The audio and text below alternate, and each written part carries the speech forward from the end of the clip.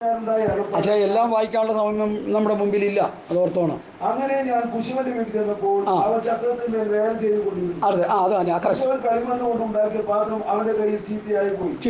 എന്നാൽ കുശവൻ അതിനെ തനിക്ക് തോന്നിയതുപോലെ മറ്റൊരു പാത്രമാക്കി തീർത്തു. യഹോവയുടെ അരുളപ്പാട് എനിക്കുണ്ടായിരുന്നാൽ ഇസ്രായേൽ ഈ കുശവൻ ചെയ്തതുപോലെ എനിക്ക് നിങ്ങളോട് ചെയ്യുവാൻ കഴിയില്ലയോ എന്ന് യഹോവയുടെ അരുളപ്പാട്. ഇസ്രായേൽ മക്കളെ, നിങ്ങൾ തെറ്റിപ്പോയി, നിങ്ങൾ പ്രമാണം തെറ്റിച്ച് ജീവിക്കുകയാണ്. ഈ കുശവൻ്റെ വീട്ടിലോട്ട് ചെന്ന് ബുദ്ധി പഠിച്ചോ, ആ മണ്ണ് ചീത്തായെങ്കിൽ എനിക്ക് നിങ്ങളെ വേറൊരു പാത്രമാക്കി തീർക്കാൻ കഴിയും. നിങ്ങളുടെ കുറവുകൾ നിങ്ങൾ കണ്ടാൽ മതി, നിങ്ങളുടെ പരാജയങ്ങൾ നിങ്ങൾ കണ്ടാൽ മതി. ഇപ്പോഴായിരിക്കുന്ന മാനപാത്രമല്ലെങ്കിലും, അത് മറ്റുള്ളവരാൽ പരിഹാസമേൽക്കുന്ന പാത്രമാണെങ്കിലും, മറ്റൊരു പുതിയ പാത്രമാക്കി മാറ്റുവാൻ, ഒരു പുതിയ അനുഭവത്തിലേക്ക് ദൈവദാസനെ കൊണ്ടുവരുവാൻ, ഒരു പുതിയ അനുഭവത്തിലേക്ക് നിങ്ങളെ കൊണ്ടുവരുവാൻ ദൈവത്തിന് കഴിയും. കുറ്റങ്ങൾ കുറവുകൾ ഏൽപ്പിച്ചു കൊടുത്ത് ആ കുശവന്റെ കയ്യിലെ കളിമണ്ണാണെന്ന് അവിടെ ഏൽപ്പിച്ചു കൊടുക്കാൻ പറ്റുമോ?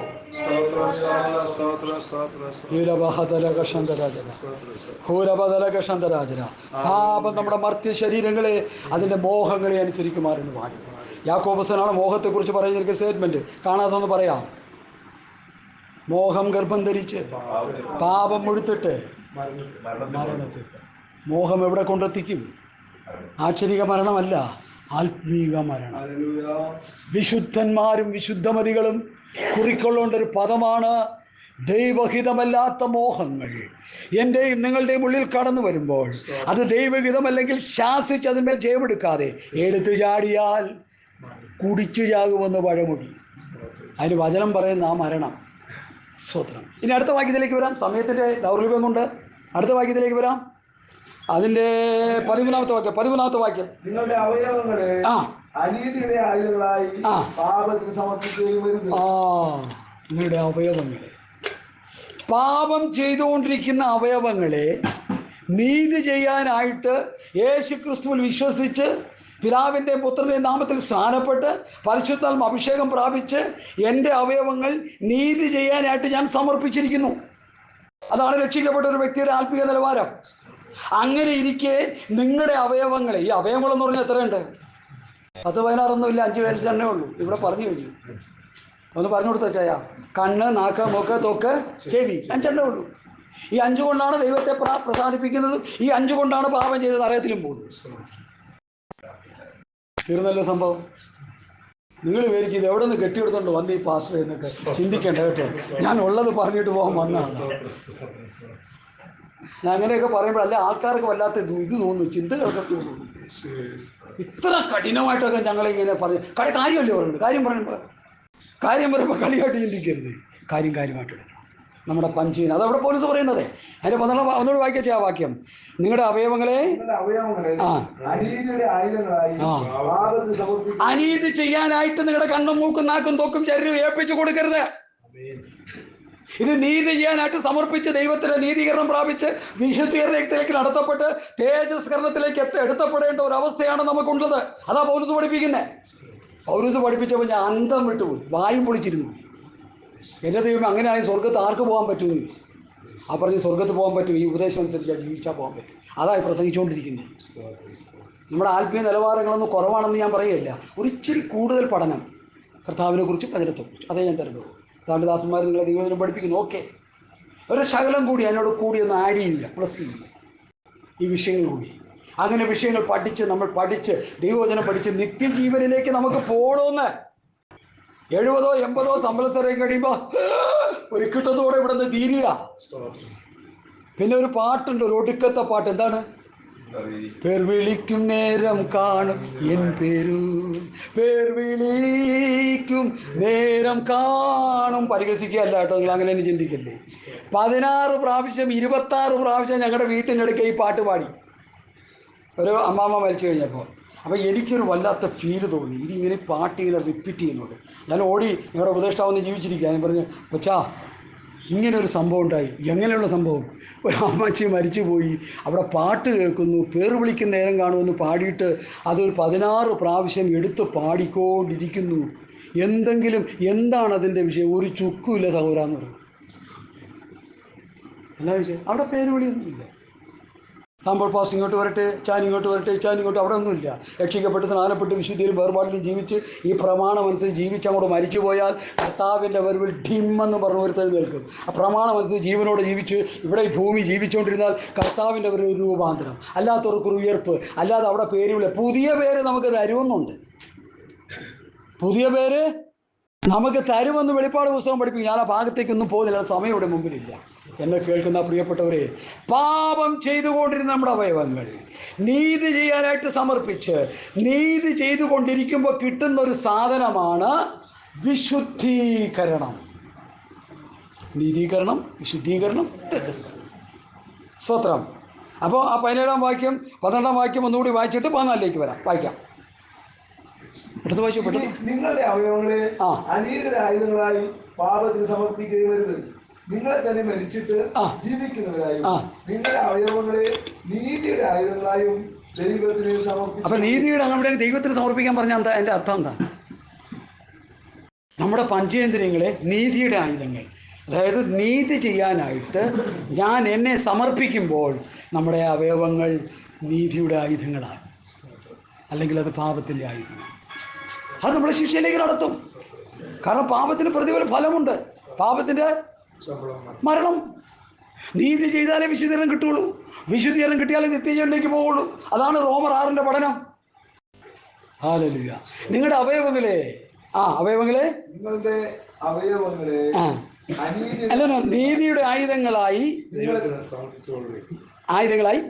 സമർപ്പിച്ചുകൊള്ളു. അത് നമ്മൾ വിട്ടു, അവിടെ നിങ്ങൾ മുമ്പോട്ട് വന്നല്ലോ. സമർപ്പിച്ചുകൊള്ളു. അപ്പം അങ്ങനെ സമർപ്പിക്കുന്നുണ്ടോ ഇന്ന് പോൽക്കാലം?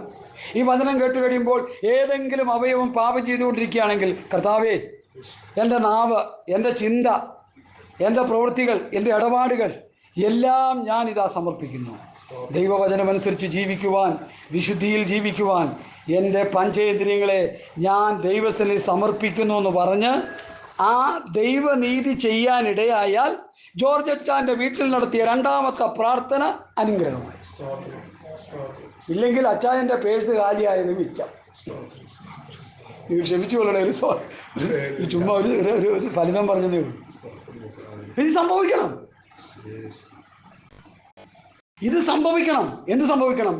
പാപം ചെയ്തുകൊണ്ടിരുന്ന അവയവങ്ങൾ യേശുക്രിസ്തുവിനെ രക്ഷിതാവായി സ്വീകരിച്ച് പാപസംബന്ധമായി മരിച്ച് നീതി ചെയ്യാനായിട്ട് ഏൽപ്പിച്ചു കൊടുത്ത്, പണ്ട് പാപം ചെയ്തുകൊണ്ടിരുന്ന കണ്ണ്, മൂക്ക്, നാക്ക്, തൊക്ക്, കൈ, കാല് എല്ലാം നീതി ചെയ്യാൻ, വചനമനുസരിക്കാൻ സമർപ്പിച്ച് കൊണ്ടിരിക്കുമ്പോൾ, നീതി ചെയ്തുകൊണ്ടിരിക്കുമ്പോൾ വിശുദ്ധീകരണം കിട്ടും. പാപം ചെയ്തുകൊണ്ടിരിക്കുമ്പോൾ ലജ്ജ കിട്ടും. അത് ഞാൻ എടുത്തങ്ങ് പറഞ്ഞുള്ളൂ, അതിലേക്ക് നമ്മൾ വരുന്നുണ്ട്. അപ്പോൾ ഈ പാപം ചെയ്തുകൊണ്ടിരുന്ന ലജ്ജ കിട്ടും. അതിൻ്റെ അവസാനം മരണം, ആത്മമരണം. നീതി ചെയ്തുകൊണ്ടിരുന്നാൽ വിശുദ്ധീകരണം കിട്ടും. അതിൻ്റെ അവസാനം നിത്യജീവൻ. അതാണ് ഈ പഠനത്തിലെ പ്രധാന വിഷയം. അടുത്ത വാക്യത്തിലേക്ക് വരാം. നിങ്ങൾക്ക് ന്യായപ്രമാണത്തിനല്ല,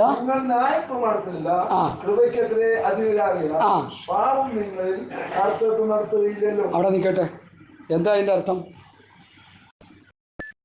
നിങ്ങൾ ന്യായപ്രമാണത്തിനല്ല കൃപയ്ക്കത്രേ അധീനരാകയാൽ പാപം നിങ്ങളിൽ കർത്തൃത്വം നടത്തുകയില്ലല്ലോ. എനിക്ക് മാസങ്ങളോളം വർഷങ്ങളോളം മനസ്സിലാകാതെ കിടന്ന ഒരു വാക്യാംശമാണിത്. അപ്പോൾ ദൈവത്തിൻ്റെ ആത്മാവ് പഠിപ്പിച്ചു, ദൈവപുത്രന്മാരെന്ന് പഠിച്ചപ്പോൾ അതിൻ്റെ അർത്ഥം മനസ്സിലായി. നമ്മുടെ അവയവങ്ങൾ ന്യായപ്രമാണത്തിൻ്റെ വ്യവസ്ഥിതിയിലേക്ക് പോകേണ്ട കാര്യമില്ല. ന്യായപ്രമാണം ലഭിച്ചവർക്ക് റോമർ 3:19 ഒന്ന് വായിക്കാം. ഇടയ്ക്ക് റോമർ 3:19.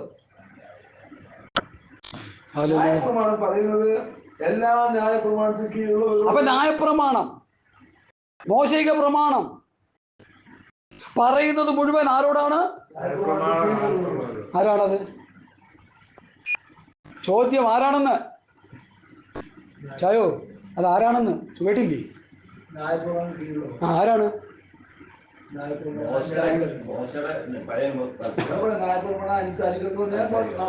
ന്യായപ്രമാണം പറയുന്നത് ന്യായപ്രമാണത്തിന് കീഴുള്ളവരോട്. ആരാണ് കീഴുള്ളവർ? ചോദ്യം. ഇത് നല്ലതാണ്, നമുക്ക് ഈ ചോദ്യവും ആൻസറും കിട്ടുന്നത് നല്ല, നമുക്ക് പഠിക്കാനിടയാവും. ഇസ്രായേൽ മക്കൾ അങ്ങോട്ട് പറഞ്ഞേച്ചാൽ ലെബനോൻ 1 അടിക്കുമ്പോൾ 10 അടിക്കുക അങ്ങോട്ട്. ഇറാൻ ഒരു മിസൈൽ വിടുമ്പോൾ 100 എണ്ണം അങ്ങോട്ട് അടിക്കുക. ഒരാളെ കൊല്ലുമ്പോൾ ഹമാസ് ഒരാളെ ഇസ്രായേലിനെ കൊല്ലുമ്പോൾ ഒരു 15 എണ്ണത്തിനെ കൊന്നില്ലെങ്കിൽ അവർക്ക് സമാധാനമില്ല. കാരണം പ്രതികാരം. മനസ്സിലായോ? ഈ സംഭവം പഠിച്ച് മനസ്സിലാക്കിക്കൊള്ളു. നമ്മൾ ഞാൻ ചോദിക്കട്ടെ, ഇനിയിപ്പോൾ അത് വായിക്കാൻ എൻ്റെ ഉള്ളിലൊരു പ്രേരണ. 150 സങ്കീർത്തനം എടുത്താട്ടല്ലാവരും. 109. എനിക്ക് കർത്താവിൻ്റെ ഹൃദയത്തിൽ പ്രകാശിപ്പിച്ചാൽ മാത്രമേ അത് പറയത്തുള്ളൂ, ഇല്ലെങ്കിൽ ഞാൻ പറയത്തില്ല. ഞാൻ അങ്ങനെയാണ്. ദൈവാത്മാവിൻ്റെ ഹൃദയത്തിൽ പ്രേരിപ്പിച്ചാൽ ഞാൻ പറയും. 150 സങ്കീർത്തനത്തിൽ അതിൻ്റെ 4 മുതലുള്ള വാക്യങ്ങൾ അടുത്ത് ഞാനോ പ്രാർത്ഥന ചെയ്തുകൊണ്ടിരിക്കുന്നു. ദാവീദിന്റെ കാര്യമാണ് പറയണ കേട്ടോ. അടുത്ത് നന്മയ്ക്ക് പകരം തിന്മയും സ്നേഹത്തിന് പകരം ദോഷവും അവൾ എന്നോട് കാണിച്ചു. ആരോ കാണിച്ചു. അത് ആരാണെന്നൊന്ന് സെർച്ച് ചെയ്യാൻ പോകണ്ട, നമുക്ക് നേരം കിട്ടത്തില്ല, അത് ബുദ്ധിമുട്ടാണ്. ഗൂഗിളൊന്നും സെർച്ച് ചെയ്യാൻ നിൽക്കണ്ട. ദാവീദിന്റെ കൂടെയുള്ള ആരോ ആയിക്കോട്ടെ. അടുത്ത് നീ അവന്റെ മേൽ ഒരു ദുഷ്ടനെ നിയമിക്കണമേ. എന്തോ എതിരാളി അവന്റെ വലതു ഭാഗത്ത് നിൽക്കട്ടെ. അടുത്ത് വായിച്ചോ.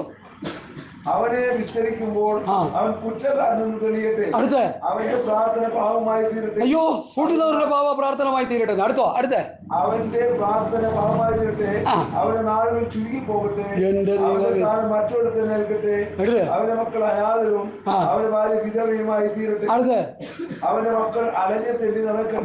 മതി നിർത്തിക്കോ. ഇനി ഞാൻ കൂടുതൽ കേൾക്കണ്ടാവും. ഞാൻ പറഞ്ഞതിൻ്റെ താല്പര്യം, ന്യായപ്രമാണത്തിൻ്റെ വ്യവസ്ഥിതി പ്രതികാരമാണ്.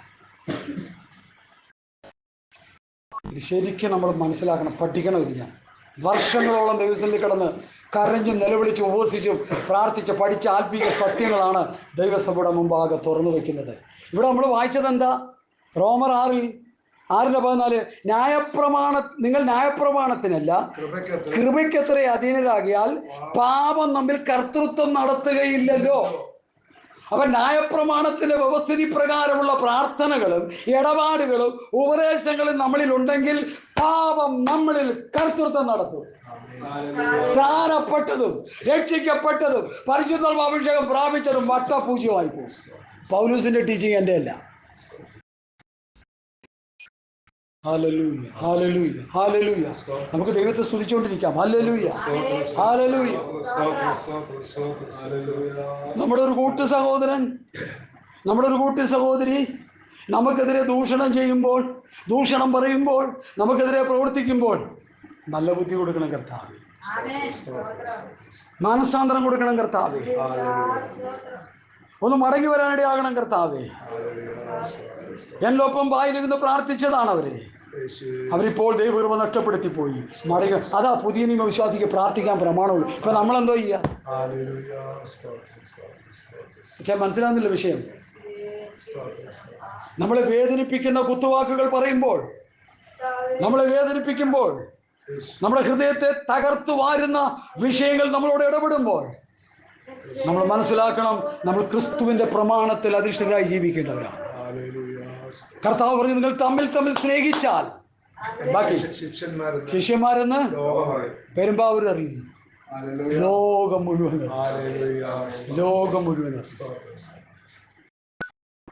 എന്നോട് വൈരാഗ്യത്തോടെ ഇടപെടുന്നവരോട് സ്നേഹത്തോടെ ഇടപെടുവാൻ എനിക്ക് കഴിയുന്നില്ലെങ്കിൽ ഈ പ്രമാണം കൊണ്ട് നടന്നിട്ട് വേറെ വല്ല പണിക്ക് പോകുന്നതാണ്. ഇന്നത്തെ ആത്മീയ ഗോളത്തിൻ്റെ മൂല്യച്യുതി കർത്താവിൻ്റെ ദാസന്മാരെ ഞാൻ പറയുന്നതിൽ ഉണ്ടെന്നുള്ളത് നിങ്ങൾ മനസ്സിലാക്കുക. എനിക്കും നിങ്ങൾക്കും, ഇൻക്ലൂഡിങ് ഞാൻ എന്നെ മാറ്റി നിർത്തുന്നില്ല, എനിക്കും നിങ്ങൾക്കും ഈ ദൈവസ്നേഹത്തിൻ്റെ ആഴത്തിലുള്ള ഇടപെടൽ നമ്മളിൽ ഉണ്ടാകുന്നില്ല വേണ്ട രീതിയിൽ. ഈ ദാവീദിന്റെ പ്രാർത്ഥനയോട് ചിലപ്പോഴെങ്കിലും ഞാനും നിങ്ങളും യോജിക്കുന്നുണ്ടോ എന്ന് ഇന്ന് പൽക്കാലം ഈ 2ാം മീറ്റിങ്ങിൽ ഒന്ന് ശോധന ചെയ്ത് മടങ്ങി വരുവാൻ ദൈവത്തിന്റെ പരിശുദ്ധാത്മാവ് നിങ്ങളെ ബുദ്ധി ഉപദേശിക്കുന്നു.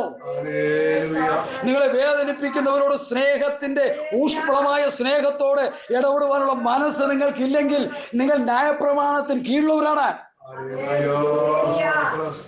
എക്സാമ്പിൾ, ഒരുത്തൻ മുറിവേറ്റ് കിടക്കുക, ലേവ്യം വരിക, ലേവനിങ്ങനെ നടന്നു പോകും, ഭയങ്കര തോപ്പിയൊക്കെ ഭയങ്കര ബഹളത്തിൽ ഉന്നത ഭയങ്കര ഡ്രസ്സൊക്കെ ഇട്ടിങ്ങനെ വരും. എന്നെ കണ്ടിട്ട് എനിക്ക് വരെ ശുശ്രൂഷയുണ്ട്. എനിക്ക് അത് കഴിഞ്ഞ് ആര് വന്നു? പിന്നെ പുരോഹിതൻ, എനിക്ക് ശുശ്രൂഷയുണ്ട്, ഇവിടെ നോക്കാൻ നേരമില്ല.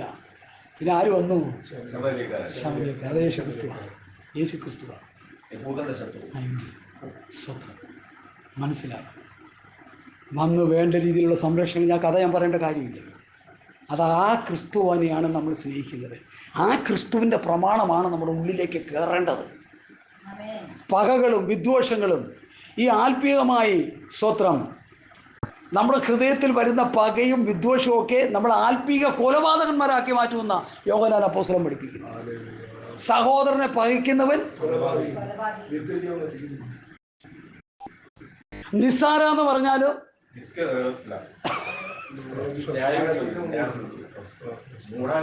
കർത്താവ് പഠിപ്പിച്ചതിന്റെ മർമ്മം നമുക്കാർക്കും മനസ്സിലായിട്ടില്ല. വേണ്ടി നമ്മൾ കർത്താവ് കർത്താവ് എന്ന് പറഞ്ഞ് മരിക്കാൻ നടക്കുക. കർത്താവ് പറഞ്ഞതിൻ്റെ അവസ്ഥ എന്താണെന്ന് ഒരു ചുക്കും അറിയത്തുമില്ല. അതായത് 7:21 മത്തായി അല്ലെ കർത്താവേ കർത്താവേ എന്ന് വിളിക്കുന്ന ഏവനിൽ പിന്നെ എൻ്റെ പിതാവിൻ്റെ ഇഷ്ടം. പിതാവ് എന്താ കർത്താവിനെ പഠിപ്പിച്ചേ? സ്നേഹിക്കാൻ. കർത്താവ് എന്താ പറഞ്ഞ്?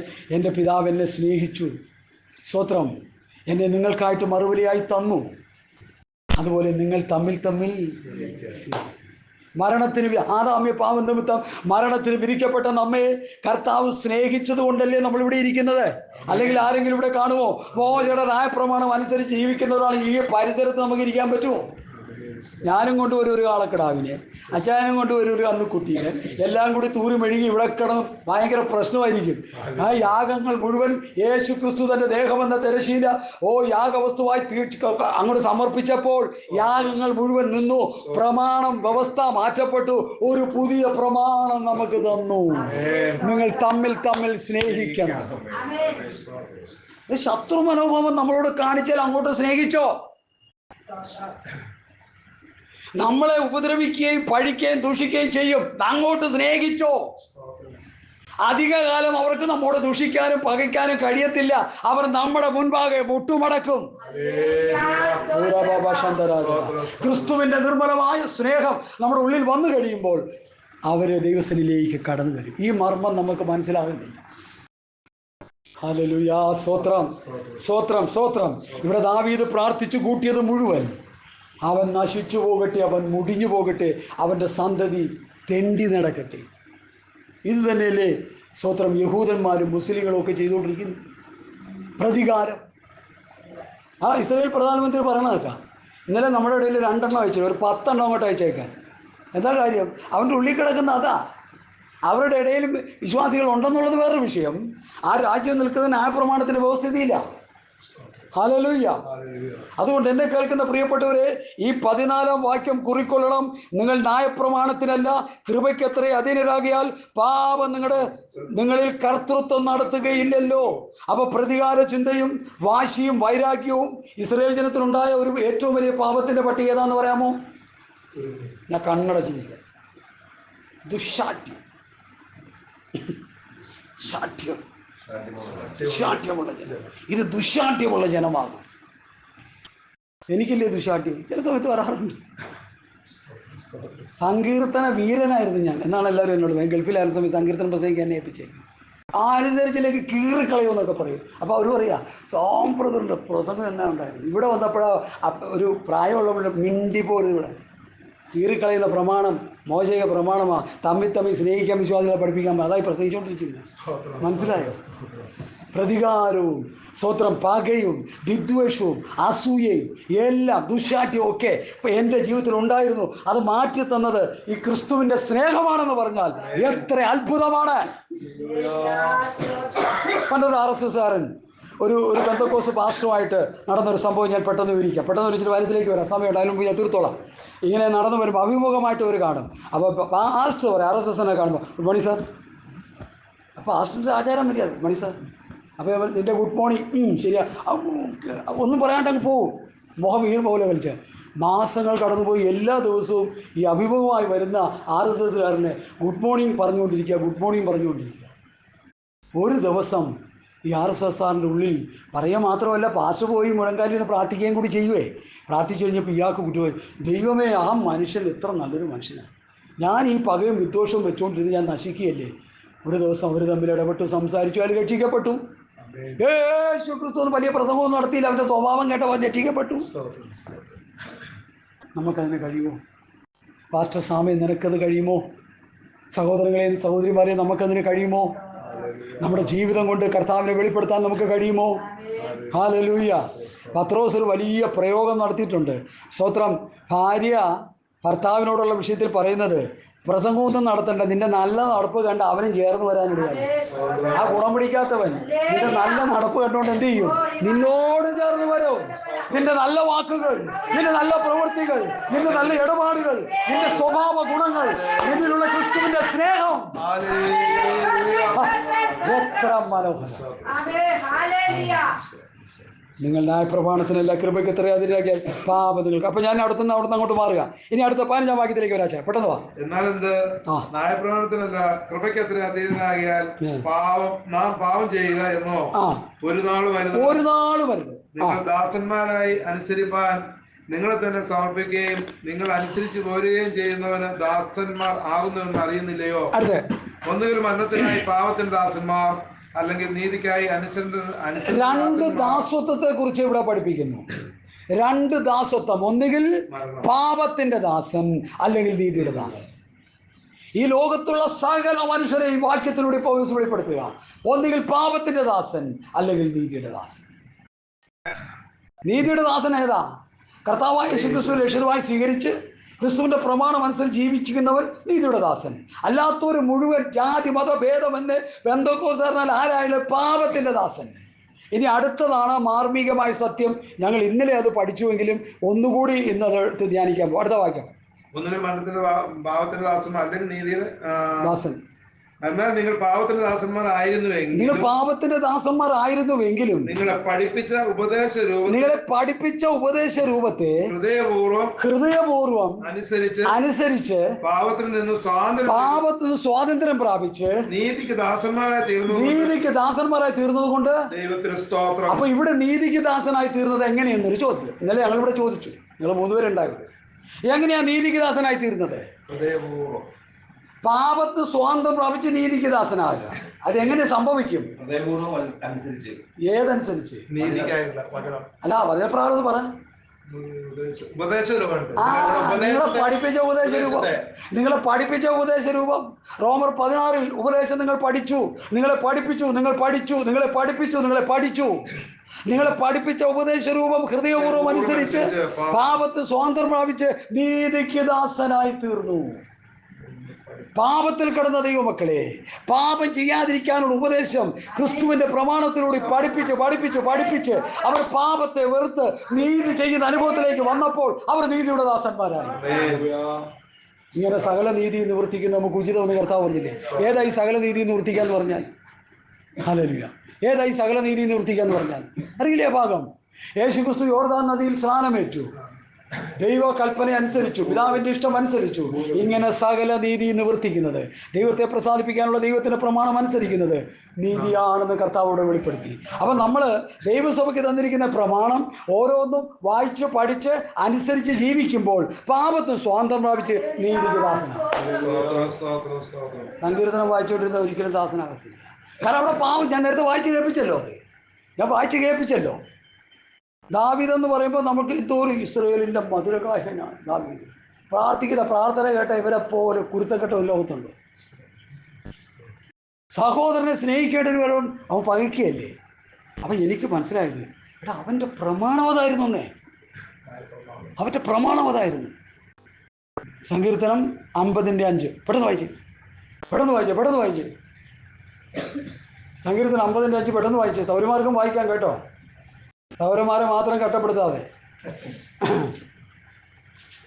യാഗം കഴിച്ച് എന്നോട് നിയമം ചെയ്തതായ എന്റെ വിശുദ്ധന്മാരെ എന്റെ അടുക്കൽ. ഏത് യാഗം? മോശ കൊടുത്ത പ്രമാണം അനുസരിച്ച് ഇസ്രായേൽ മക്കൾ ഏതെങ്കിലും പാപം ചെയ്താൽ മോശയിക പ്രമാണമായ ന്യായപ്രമാണം അനുസരിച്ച് യാഗവസ്തുവിനെ കൊണ്ടുവന്ന് പുരോഹിതൻ്റെ അടുക്കൽ കൊണ്ടുവന്ന് പുരോഹിതൻ അതിൻ്റെ തലയിൽ കൈവച്ച് ഈ പാപം ചെയ്തവൻ്റെ മേൽക്കുള്ള ആ പാപങ്ങളെല്ലാം ആ മൃഗത്തിൻ്റെ മേൽ ആവാഹിച്ച് ആ മൃഗത്തെ അറുത്ത് പാപപരിഹാരം നേടുന്ന വിഷയമാണ് യാഗം കഴിച്ച് നിയമം ചെയ്ത വിശുദ്ധന്മാരെ എൻ്റെ അടുക്കൽ കൂടി. ഇസ്രായേൽ മക്കൾക്ക് പാപം ചെയ്യാം, യാഗം കഴിക്കാം, യാഗം കഴിക്കാം. ഒരുത്തൻ്റെ ആടിനെ മോട്ടിക്കാം, പിടിച്ചു കഴിയുമ്പോൾ ആടിനെ തിരിച്ചു കൊടുത്ത് ന്യായപ്രമാണം അനുസരിക്കുന്ന കാര്യം കിട്ടാൻ അവർ രക്ഷപ്പെട്ടു. അല്ലെങ്കിൽ ഇന്നിന്ന പാപങ്ങൾ ചെയ്താൽ ആ പാപത്തിന് ന്യായപ്രമാണം അനുശാസിക്കുന്ന യാഗവിധി ചെയ്തു കഴിയുമ്പോൾ അവർക്ക് വിടുതലായി. നമുക്കോ നമുക്കോ സത്യത്തിന്റെ പരിജ്ഞാനം ലഭിച്ച ശേഷം മനഃപൂർവ്വം പാപം ചെയ്താൽ പാപങ്ങൾക്ക് വേണ്ടി ഇനി യാതൊരു വിധിയുമില്ല. നമുക്ക് കഷ്ണമായി എറിഞ്ഞു കളയും നമ്മളെ. യഹൂദൻ പാപം ചെയ്യുമ്പോൾ യേശുക്രിസ്തു വന്ന് പാപമോചനം നടന്നിട്ടില്ല. ലോകത്തിന്റെ പാപത്തെ ചുമക്കുന്ന ദൈവത്തിന്റെ കുഞ്ഞാടായി യേശുക്രിസ്തു വന്ന് മരിക്കുന്നത് വരെയും പാപമോചനം ആർക്കും കിട്ടിയിരുന്നില്ല. യേശുക്രിസ്തു മരിച്ചു കഴിഞ്ഞപ്പോൾ യേശുക്രിസ്തു വിശ്വസിച്ചാൽ പാപമോചനം കിട്ടും. പാപമോചനം കിട്ടിയവൻ പാപം ചെയ്യാതെ നീതി ചെയ്ത് വിശുദ്ധീകരണം പ്രാപിച്ച് നിത്യജീവനിലേക്ക് പോകണമെന്ന് റോമറിൽ പൗലോസ് പഠിപ്പിക്കുക. മനസ്സിലായോ നിങ്ങൾക്ക്? ഹല്ലേലൂയ. റോമറിലേക്ക് വരാം. വായിക്കാം, അടുത്ത വാക്യം വാക്യത്തിന് അടുത്ത വാക്യം. പാപത്തിൽ നിന്ന് സ്വാതന്ത്ര്യം ലഭിച്ച് നീതിക്ക് ദാസന്മാരായി തീരുന്നത് കൊണ്ട്. അപ്പൊ പാപത്തിന് എങ്ങനെ സ്വാതന്ത്ര്യം പ്രാപിക്കും? ഒരു വാക്കുകൂടി ഒന്നുകൂടി പഠിക്കാം. എങ്ങനെ പാപത്തിന് സ്വാതന്ത്ര്യം കിട്ടും? പറഞ്ഞേ. പഠിപ്പിച്ച ഉപദേശരൂപം നിങ്ങൾ ഹൃദയപൂർവ്വം അനുസരിച്ചാൽ പാപത്തിന് സ്വാതന്ത്ര്യം കിട്ടും. ഹൃദയപൂർവം എൻ്റെ പാപത്തിൽ നിന്ന് എനിക്ക് സ്വാതന്ത്ര്യം കിട്ടുവാൻ ഈ കർത്താവിൻ്റെ പ്രമാണം ഞാൻ അനുസരിക്കുമ്പോൾ എനിക്ക് പാപത്തിന് സ്വാതന്ത്ര്യം കിട്ടും. ഇത് വായിച്ചുകൊണ്ടിരുന്നാൽ, ഇത് പഠിപ്പിച്ചുകൊണ്ടിരുന്നാൽ സ്വാതന്ത്ര്യം എനിക്ക് കിട്ടത്തില്ല. പഠിപ്പിക്കുന്ന ഞാനതനുസരിക്കണം, കേൾക്കുന്ന നിങ്ങളതനുസരിക്കണം. 1 കൊരിന്ത്യർ 14-37 നീ പ്രവാചകനായിരിക്കാം, ആത്മികനായിരിക്കാം, ഞാൻ എഴുതുന്നത് ദൈവത്തിൻ്റെ കൽപ്പന.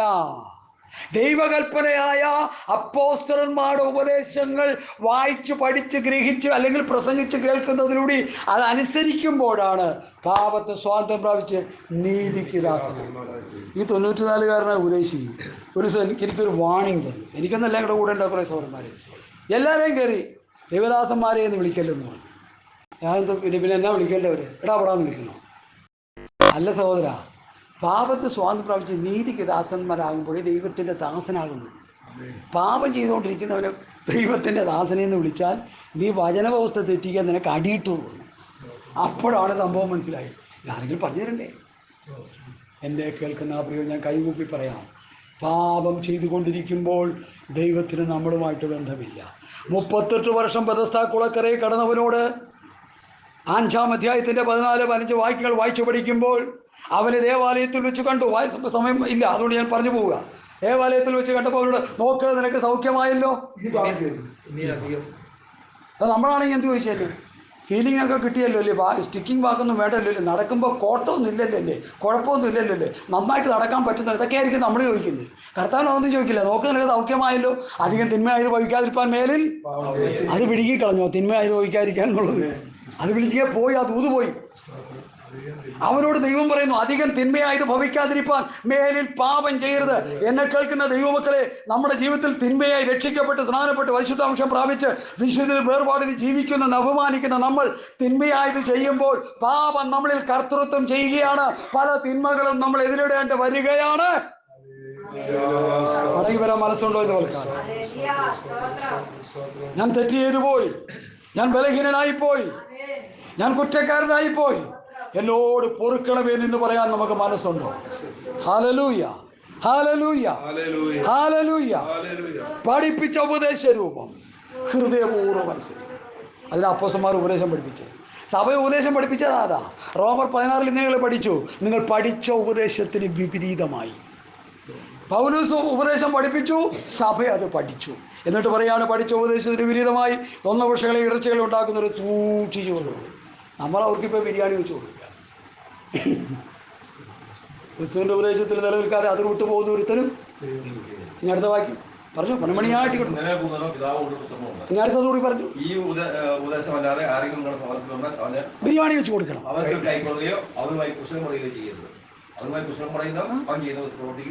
നമ്മളത് ചെയ്യാറില്ല.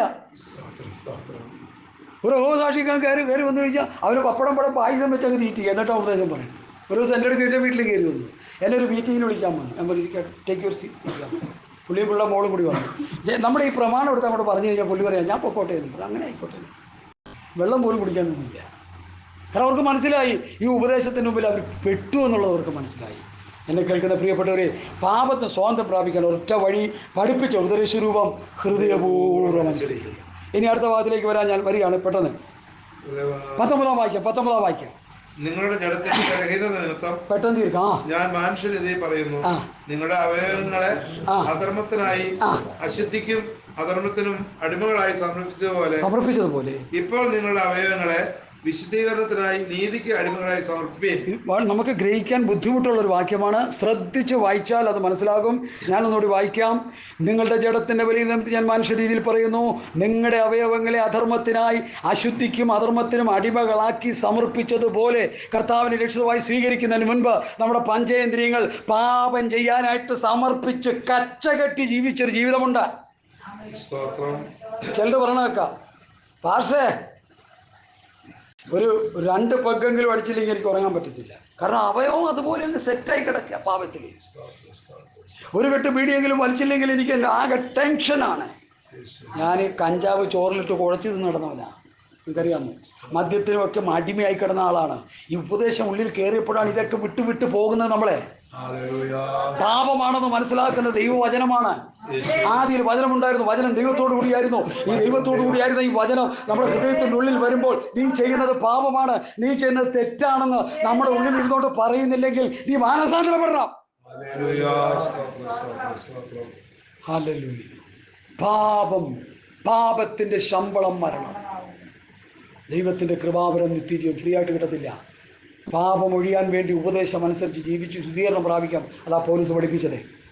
സ്തോത്രം. നിങ്ങൾക്ക് അന്നെന്തൊരു ഫലമുണ്ടായിരുന്നു, ഇപ്പോൾ നിങ്ങൾക്ക് ലജ്ജ തോന്നുന്നില്ല. അപ്പോൾ പാപം ചെയ്തുകൊണ്ടിരുന്നപ്പോൾ എന്ത് കിട്ടിയെന്നാണ് പൗലോസ് ചോദിക്കുന്നത്. ലജ്ജയാണ്. ഞാനിപ്പോഴും ഓർക്കുന്നുണ്ട്, ഈ സുഭാഷ് പാർക്ക് എന്ന് പറഞ്ഞൊരു പാർക്കിൽ എറണാകുളത്ത് നിങ്ങൾക്കറിയാതിരിക്കാം. ഈ അന്ന് രക്ഷിക്കപ്പെടുന്നതിന് മുൻപ് കഞ്ചാവൊക്കെ വലിച്ച് ഇങ്ങനെ ആ പാർക്കിൻ്റെ ഒരു കസേരയിൽ പോയിട്ട് ഇങ്ങനെ മയങ്ങിയിരിക്കും. അപ്പോൾ ആൾക്കാർ ചോദിക്കും, എന്താ ഇവിടെ ഒന്നുമില്ല, വർത്തമാനം പറയാൻ വയ്യ, ബോധമില്ല. ബോധം വരുമ്പോഴേ അവിടെ നിന്ന് എഴുന്നേൽക്കുള്ളൂ. അതുപോലെ വലിച്ചു കുടിച്ചൊക്കെ നടന്നൊരാളാണ്. അപ്പോൾ ആ പാപം ചെയ്തുകൊണ്ടിരുന്നപ്പോൾ എന്താ നമുക്ക് കിട്ടിക്കൊണ്ടിരുന്നത്? ലജ്ജയാണ്. അയൽവാസി ഒന്ന് ചോദിക്കുക, അയ്യോ ഇത് സാമല്ലേ അവിടെ ഇരിക്കുന്നത്? നിങ്ങൾക്ക് ആൾ തെറ്റിപ്പോയി, അണ്ണുടച്ചിരിക്കുക, തലേ തുണിയിട്ട്. ലജ്ജ. അതാ ഇവിടെ പറയുന്നത്. പാപം ചെയ്യുമ്പോൾ എന്ത് കിട്ടും? ലജ്ജ. അടുത്ത വാക്യം വായിച്ചാൽ അതിന്റെ അവസാനം നിത്യമരണമാണെന്നാ പോലീസ് പഠിപ്പിക്കുന്നത്. അടുത്ത എന്നാൽ ഇപ്പോൾ പാപത്തിൽ നിന്ന് സ്വാതന്ത്ര്യം പ്രാപിച്ച് ദൈവത്തിന് ദാസന്മാരായിരിക്കാൻ നിങ്ങൾക്ക് ലഭിക്കുന്ന ഫലം വിശുദ്ധീകരണവും അതിന്റെ അന്ത്യം നിത്യജീവനുമാകും. പാപത്തിന് സ്വാതന്ത്ര്യം പ്രാപിച്ച് പഠിപ്പിച്ച ഉപദേശ രൂപം ഹൃദയപൂർവ്വം അനുസരിച്ച് പാപത്തിന് സ്വാതന്ത്ര്യം കിട്ടി. പാപത്തിന് സ്വാതന്ത്ര്യം കിട്ടി നീതിക്ക് ദാസനായപ്പോൾ നമുക്ക് കിട്ടുന്ന എന്താ? നിത്യജീവൻ. വിശുദ്ധീകരണം. അതിന്റെ അന്ത്യം നിത്യജീവൻ. എല്ലാവരും ശ്രദ്ധിച്ചേ, എന്നെ നോക്കിയേ. പാപം ചെയ്തുകൊണ്ടിരിക്കുമ്പോൾ പാപം പ്ലസ് ലജ്ജ പ്ലസ് ലജ്ജ പ്ലസ് ലജ്ജ ഈക്വൽ ടു ഡെത്ത്, ആത്മീയ മരണം. നീതി ചെയ്തുകൊണ്ടിരിക്കുമ്പോൾ പ്ലസ് വിശുദ്ധീകരണം പ്ലസ് വിശുദ്ധീകരണം പ്ലസ് വിശുദ്ധീകരണം ഈക്വൽ ടു നിത്യജീവൻ, എവർലാസ്റ്റിംഗ് ലൈഫ്. അത് നമ്മൾ ചെയ്യേണ്ടത്. ഈ റോമലേഖനം 6-ാം അധ്യായം തരുന്ന പഠനം അതാ. പാപം ചെയ്തുകൊണ്ടിരുന്ന അവയവങ്ങൾ നീതി ചെയ്യാനായിട്ട് നമ്മൾ സമർപ്പിക്കണം. കാരണം നമ്മൾ യേശുക്രിസ്തു രക്ഷിതമായി സ്വീകരിച്ചില്ലേ, സ്നാനപ്പെട്ടില്ലേ, പരിശുദ്ധാംശം പ്രാപിച്ചില്ലേ. രക്ഷിക്കപ്പെട്ട് സ്നാനപ്പെട്ട് പരിശുദ്ധാംശം പ്രാപിച്ചവൻ നുണ പറയുന്നത് നിർത്തിയിട്ടുണ്ടോ ഇതുവരെ?